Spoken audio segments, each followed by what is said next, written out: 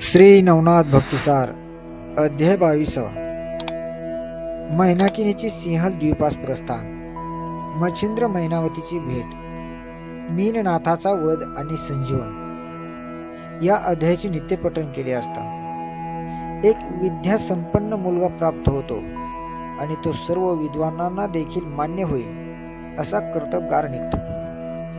अध्याय सुरुवात होत आहे. मच्छिंद्र आणि मीननाथास घेऊन गोरक्षनाथ गेल्यावर उपरिचर वसू शोका करून मैनाकिनीस प्रसादात घेऊन गेला. तिला धीर देत म्हणाला, अग बाई, धैर्य धर, सावध हो. तू ज्याबद्दल शोक करीत आहेस सर्व अशाश्वत आहे. लक्षात घे, क्षणिक वस्तूचा मोह करून काय उपयोग. मच्छिंद्र कामापुरता तुझ्यापाशी आला आणि कार्य संपताच स्वहिताचा विचार करून तो निघूनही गेला. तुला स्वहित विचार करायला हवा.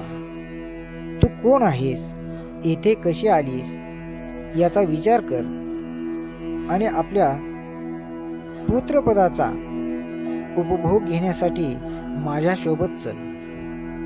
त्यातच तुझे हित आहे. तू माझे ऐकून माझ्यासोबत आलीस तर 12 वर्षांनी मच्छिंद्र, गोरक्ष आणि मीननाथाच्या भेटीची तुझी इच्छा मी पूर्ण करतो असे मी तुला वचन देत आहे. हे ऐकून मैनावतीस बरोबर वाटले.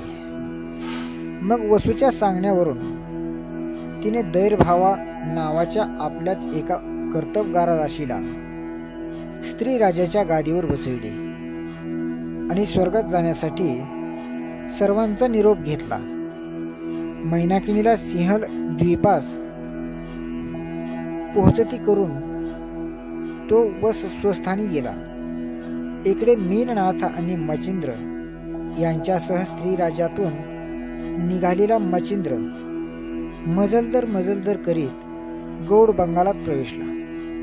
फिरता फिरता ते तिघे एका आमराईपाशी आले. येथेच गोरक्ष आणि कानिफाशी प्रथम भेट झाली होती. या पूर्वस्मृती जागी येताच गोरक्षाच्या डोळ्यात अश्रू आले. मीननाथास खांद्याहून खाली उतरवताच त्यांनी त्या पवित्र स्थानास कृतज्ञाने नमस्कार केला. त्यावेळी त्याची अवस्था पाहून मच्छिंद्राने त्याला रडण्याचे कारण विचारले.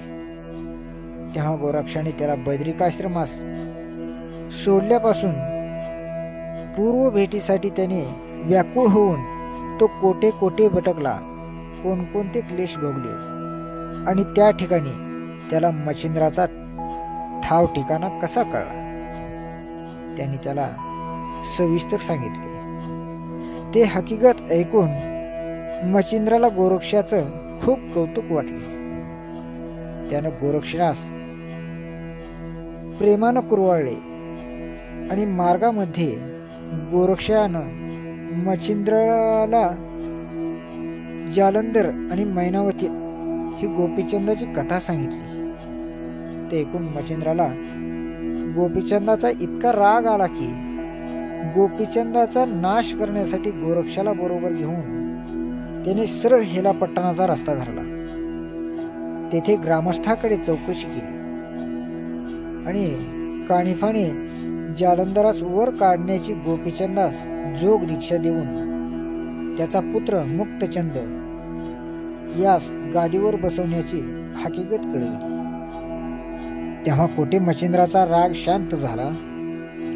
मग त्या तिघांनी राजगृही जाऊन मैनाकिनीची भेट घेतली.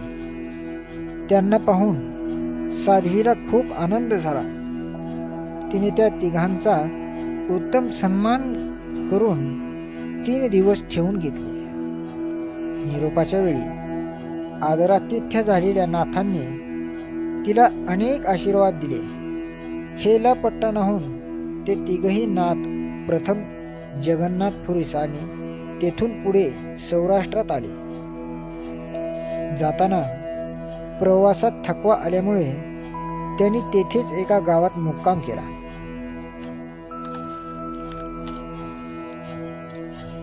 त्या रात्री विश्रांती घेतल्यावर सकाळी उठून त्यांनी आपली गोरक्ष भिक्षेस गेला आणि गावात हिंडून मुक्कामी परतला. तो येईपर्यंत मीननाथ झोपलेलाच होता. गोरक्षास आलेला पाहून मच्छिंद्राने मीननाथास उठवून एका गल्लीत शौचाला बसविले. थोडे वेळाने तो गोरक्षास म्हणाला, मीननाथाचे आटोपले असेल तर तो त्याला नदीवर जाऊन तू घेऊन आण. गोरक्ष मीननाथापाशी गेला तेव्हा त्याने विष्टेने हात पाय माकलेले पाहून त्याला किळस आली आणि तो मनोमन झरपटला. तो म्हणाला, मच्छिंद्रनाथांसारख्या विरक्ताने पोराबाळांची पीडा कशाला बाळगावी. निसंगाला अशा उपाधी म्हणजे डोक्याला तापच. तो ताप आपण घालविलाच पाहिजे. रागाच्या आवेशात मीननाथाला घेऊन तो नदीवर गेला आणि गुरुने याला धुवून आणायला सांगितले ना, मग आतून बाहेरूनच चांगलाच धुवून काढतो असे म्हणून त्याने त्याला खाडकावर आपटून त्याला ठार केले. त्याची कातडी काढून घेतली आणि त्याचे हाडे व मांस प्राण्यांना खायला घालून सरळ मुक्कामी परतला. मच्छिंद्रनाथ तेव्हा गावात गेला आणि गोरक्षाने मीननाथाचे कातडे उन्हात वाळत घातलेले. काही वेळाने मच्छिंद्र परत आल्यावर, अरे मीननाथ कोठे दिसत नाही अशी प्रज्ञा करताच गोरक्ष म्हणाला, आपली आज्ञानुसार त्याला स्वच्छ करून त्याला बाहेर वाळत टाकले आहे. ते ऐकून मच्छिंद्राला नवल वाटले आणि बाहेर जाऊन पाहिले. तेथे आपल्याच मुलाचे कातडे सुकत घातलेले पाहून त्याला धक्काच बसला. पुत्रशोकाने तो मिठीत होऊन तो मोठा आक्रोश केला. ते पाहून गोरक्ष म्हणाला, गुरुजी, आत्मा अमर आहे. मीननाथासाठी इतका शोक कशाला. मीननाथाच्या देहातील आत्मतत्व अजर अमर आहे. त्याला कशानेही मरण येत नाही. त्या दृष्टीने मीननाथ काल होता आणि आता आहेच.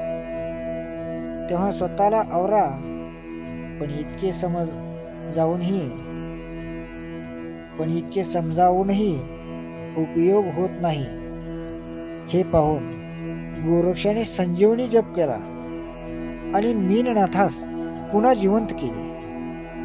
तेव्हा त्याला छातीशी कवटाळून मच्छिंद्र त्याचे मुके घेऊ लागला.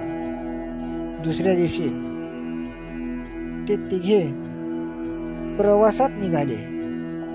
तेव्हा गोरक्ष म्हणाला, महाराज, आपण पराक्रमी आत्मज्ञानी व स्वसामर्थ्याने शेकडो मीननाथ उत्पन्न करू शकता. पण असे असूनही मीननाथाकरिता तुम्हाला इतका विलाप करता तुम्हाला पाहून मला धक्का बसला. तुम्ही असे का केले. यावर मच्छिंद्रनाथ म्हणाला, गोरक्षा, मी तुझा गुरु. लक्षात घे, माझ्यावर मोह, ममता इत्यादी विकारांची भीती प्राबल्य आहे. हे जोखण्यासाठी तू मीननाथाला मारून माझी परीक्षा घेतली. तेव्हा तुला शाश्वत अशोषताचा सम्यक बोध झाला आहे किंवा नाही. तुझे लक्ष अलक्षाच्या ठिकाणी आहे किंवा नाही हे पाहण्यासाठी मी मुद्दाम आक्रोश करीत होतो. त्या प्रसंगातून तू परमहंस असून पूर्ण निर्भय व सुखी असून माझ्या लक्षात आले ते ऐकून गोरक्षास गहिवरून आले. त्याने मच्छिंद्रनाथांची क्षमा मागून त्यांना साष्टांग वंदन केले आणि पुढे तिघानाथांचा प्रवास सुरू झाला.